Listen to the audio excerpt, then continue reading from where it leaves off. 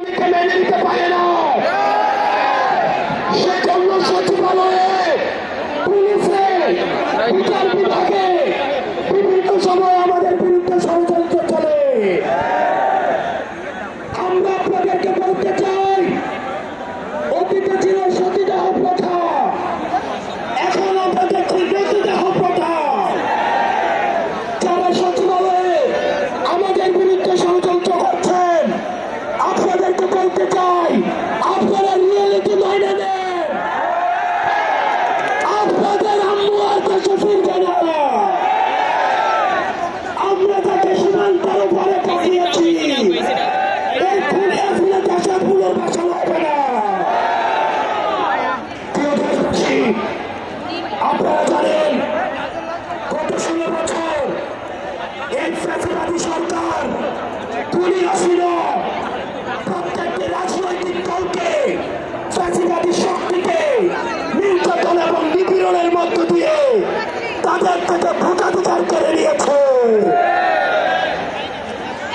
BNP, জামাত সহ ফ্যাসিবাদ বিরোধী যতগুলো শক্তি রয়েছে, আলেম ওলামা রয়েছে, অনলাইন অ্যাক্টিভিস্ট রয়েছে, তাদের বাক স্বাধীনতাকে হরণ করেছে।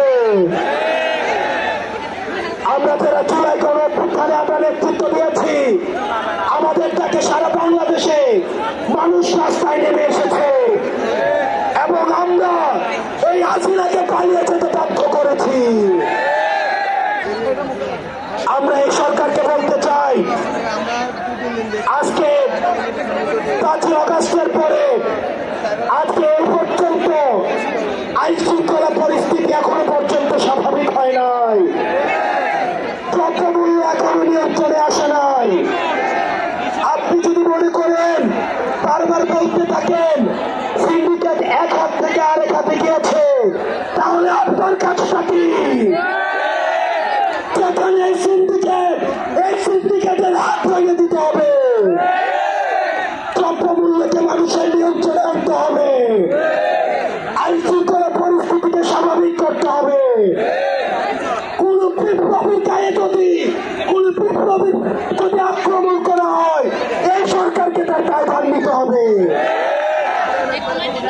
আজকে এতদিন হয়ে গিয়েছে, আপনারা জানেন, আমরা এখনো পর্যন্ত বিচার বহির্ভূত যে হত্যাকাণ্ডগুলো হয়েছে, এই হত্যাকাণ্ডের বিচার নিশ্চিত করতে পারি নাই। আমরা দেখেছি পিলখানা হত্যাকাণ্ড, এই পিলখানা হত্যাকাণ্ড রাষ্ট্রীয় অফিসারদেরকে একজন করে মেরে ফেলা হয়েছে। আমরা চাই অতি শীঘ্রই এই পিলখানা হত্যাকাণ্ডের বিচার নিশ্চিত করতে হবে। আমরা সবটা ঘটনাকে ভুলে যাই নাই। আমরা দেখেছি সব রাতের অন্ধকারে লাইট টিভিয়ে আলেম ওলামাদেরকে মেরে ফেলা হয়েছে। আলেম ওলামাদের বিচার নিশ্চিত, আলেম ওলামাদেরকে যে হত্যাকাণ্ড করা হয়েছে সেগুলোর বিচার নিশ্চিত করতে হবে। গত 16 বছর ধরে আওয়ামী লীগের নির্যাতন, নিপীড়ন, অত্যাচার করেছে, সেগুলোর বিচার করতে হবে। 5 আগস্ট পরবর্তী বাংলাদেশে আমাদের আর কোন শত্রু নাই, আমাদের একমাত্র শত্রু এই আওয়ামী লীগ।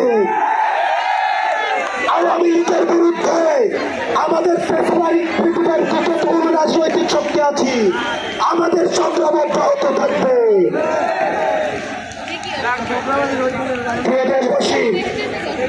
আমাদের এতদিন পর্যন্ত আমাদের এই জুলাই গণঅভ্যুত্থানের কোন ঘোষণাপত্র ছিল না। আমরা বলতে চাই, 15 জানুয়ারির মধ্যে আমাদের এই জুলাই গণঅভ্যুত্থানের ঘোষণাপত্র জারি করতে হবে। আমাদের জুলাই গণঅভ্যুত্থানের ঘোষণাপত্র 15 জানুয়ারির মধ্যে, আমাদের 15 জানুয়ারির মধ্যে জারি করতে হবে।